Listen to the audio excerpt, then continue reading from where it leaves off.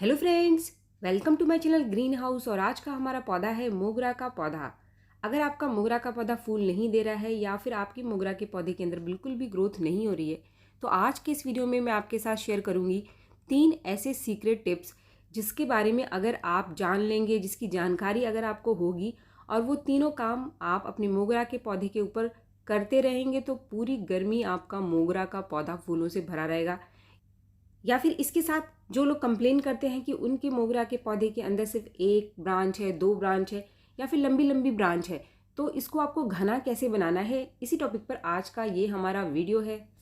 अगर इन तीनों बातों का आप ध्यान रखते हैं तो आपके पौधे में अगर कोई भी कली निकल करके नहीं आ रही है, तो बहुत सारी कलियों और फूलों से आपका पौधा कुछ ही दिन में भर जाएगा। तो फ्रेंड्स, चलिए वीडियो को आगे बढ़ाते हुए, मोगरा का पौधा एक ऐसा पौधा है जिसमें अगर आप कटाई छटाई नहीं करते हैं तो ये एक बेल की तरह बढ़ता चला जाता है। यानी जो इसकी टहनियाँ हैं वो लंबी होती चली जाएगी और ये नीचे से ब्रांचेस निकालना बंद कर देगा, इसके ऊपर नई ब्रांचेस आनी बंद हो। और अगर मोगरा का पौधा नए ब्रांच निकालना बंद कर देगा तो इसके अंदर कलियां और फूल खिलने भी बंद हो जाएंगे, क्योंकि जो मोगरा का पौधा है वो हमेशा नई ब्रांच के ऊपर ही कलियां बनाता है। आप देखते होंगे कि जैसे ही एक फ्लावरिंग के बाद आपका मोगरा का पौधा दूसरी नई ब्रांच बनाता है, तभी उसके ऊपर कलियां आती हैं।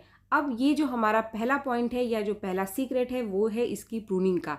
मोगरा के पौधे के ऊपर लगातार नई ब्रांच लेने का बस एकमात्र टेक्निक है कि आप इसकी लगातार प्रूनिंग करते रहें। जैसे ही एक फ्लावरिंग के बाद फूल सूखे तो आप थोड़ा सा इसका टिप ज़रूर कट कर दें।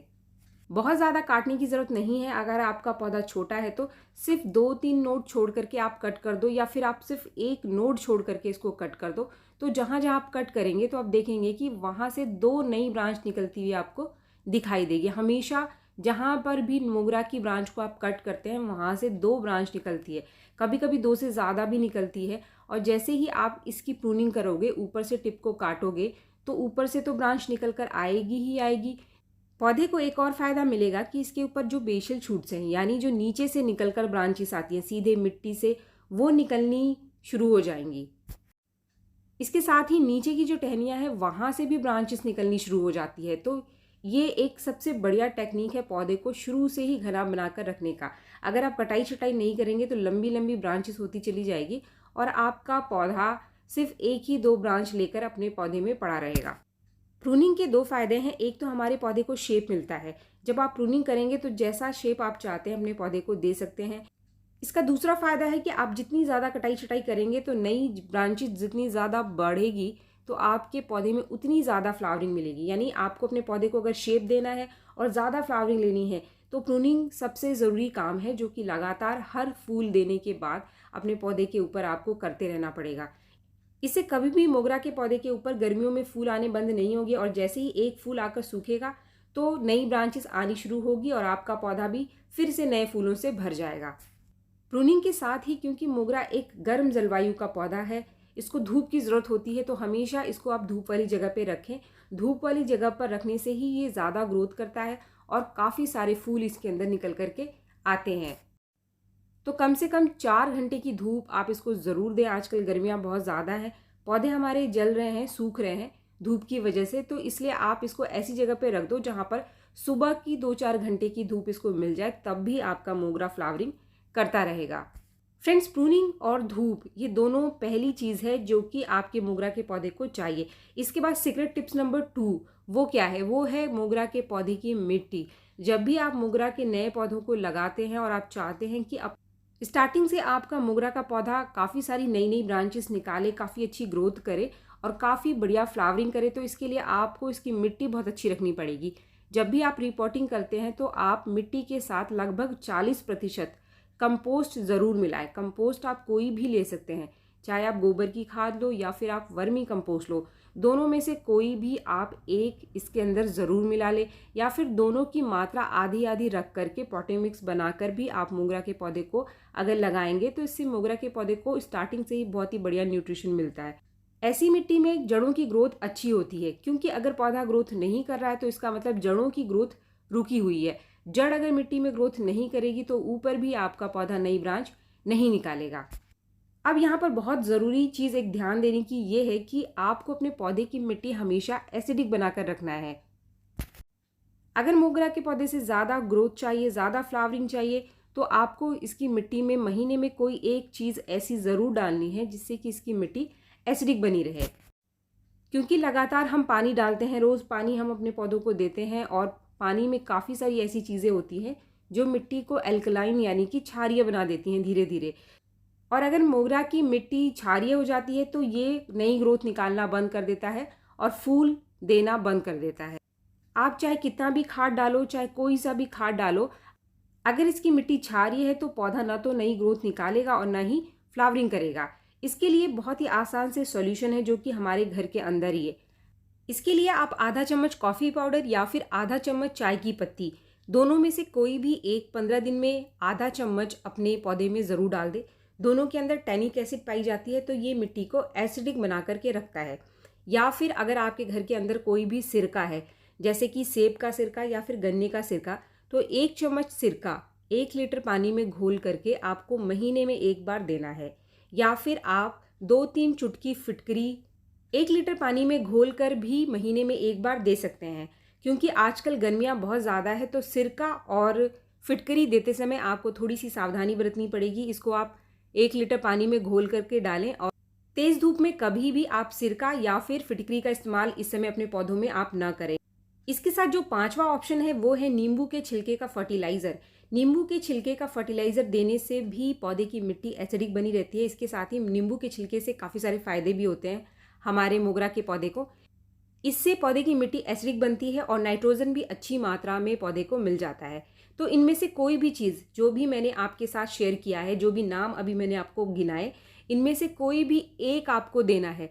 अगर आप नींबू के छिलके का फर्टिलाइज़र दे रहे हैं या फिर आप चाय पत्ती या फिर कॉफ़ी पाउडर दे रहे हैं तो आपको 15 दिन में एक बार देना है। और अगर आप सिरका का इस्तेमाल करते हैं या फिर आप फिटकरी का इस्तेमाल करते हैं तो इन दोनों में से कोई भी एक आपको महीने में सिर्फ एक बार देना है, बार बार इस्तेमाल आपको नहीं करना है। इनमें से कोई भी एक चीज़ डालने से पौधे की जो प्रोडक्टिविटी है वो बढ़ जाती है, जड़ों की ग्रोथ तेज़ हो जाती है। इससे जो भी खाद आप देंगे तो जड़ें आसानी से एब्जॉर्व करके इसे ऊपर तक पहुंचाती हैं, जिससे कि आपका पौधा ग्रोथ भी करता है, काफ़ी सारी ब्रांचेस निकल करके आती हैं और पूरी गर्मी मोगरा बहुत ही बढ़िया फ्लावरिंग भी करता रहेगा। इसके बाद जो तीसरा सीक्रेट है मोगरा के पौधे से बहुत ही बढ़िया ग्रोथ और फ्लावरिंग लेने का, वो है इसका फर्टिलाइज़र। तो फ्रेंड्स, मोगरा में फ्लावरिंग लेने के लिए आपको इसकी ग्रोथ भी बढ़ानी पड़ेगी। तो मोगरा की ग्रोथ को बढ़ाने के लिए जो 2 चीज़ें मुख्य रूप से हमारे पौधे को चाहिए होती हैं वो होता है नाइट्रोजन, और इसके साथ अगर आपके पौधे को मिल जाए थोड़ा सा कैल्शियम और फास्फोरस, तो मोगरा बहुत सारी नई ब्रांचेस निकालता है। इसके लिए कुछ बहुत से आसान से फर्टिलाइज़र हैं जो कि हमारे घर के किचन में ही हमको मिल जाता है। ज़रूरी नहीं है कि आप मार्केट के फर्टिलाइज़र का इस्तेमाल करें। आप मार्केट से कोई फर्टिलाइज़र ले रहे हैं तो ऐसा फर्टिलाइज़र लें जिसमें कि अच्छी मात्रा में नाइट्रोजन और फास्फोरस ज़रूर हो, तभी आपका मोगरा अच्छी फ्लावरिंग करेगा। अब हमारे पास यहाँ पर कुछ ऐसे फर्टिलाइज़र जो कि फ्री के फर्टिलाइज़र हैं और उसमें जो सबसे पहले नंबर पे फर्टिलाइज़र आता है ये है अंडे के छिलके का पाउडर। फ्रेंड्स, अंडे के छिलके में बहुत ही अच्छी मात्रा में कैल्शियम पाई जाती है और इसके अंदर फास्फोरस भी बहुत अच्छी मात्रा में पाया जाता है। ये सबसे बढ़िया नेचुरल सोर्स है।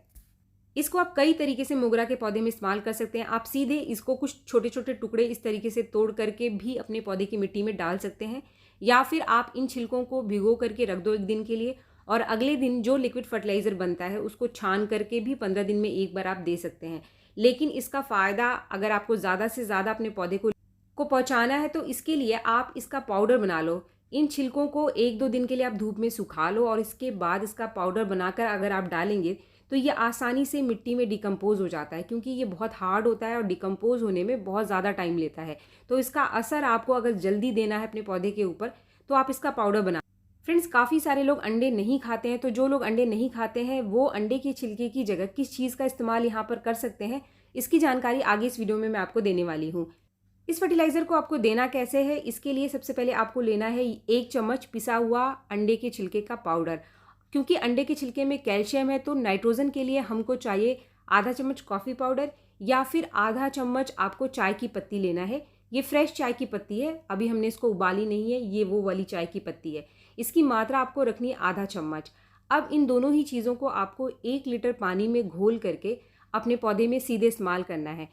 अगर आप इस तरीके से फर्टिलाइज़र को दोगे तो इसका रिजल्ट पौधे के ऊपर जल्दी मिलता है। ये लिक्विड फर्टिलाइज़र आपको 15 दिन में एक बार अपने मोगरा के पौधे को देना है।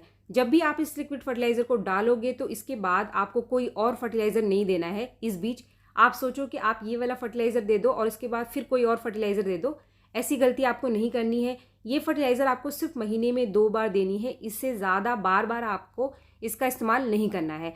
अब मैंने आपको जैसा कि बोला था, अगर आप अंडे के छिलके का इस्तेमाल नहीं कर सकते हैं तो उसकी जगह हमें कौन सी चीज़ लेनी है। यहाँ पर आपको लेनी है चॉक। ये वो चॉक है जो ब्लैक बोर्ड पे लिखने के लिए हम इस्तेमाल करते हैं।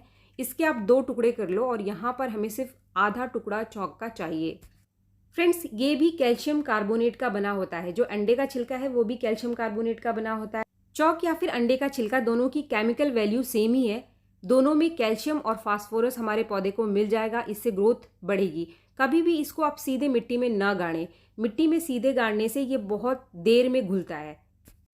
इसको इस्तेमाल करने का जो सही तरीका है कि आप इसको कूट करके कुछ इस तरीके से इसका पाउडर बना लो। फ्रेंड्स, ये जो आधा चॉक मैंने लिया था, अगर इसके पाउडर को मैं नापूंगी तो ये भी लगभग 1 चम्मच के आसपास पाउडर निकलता है।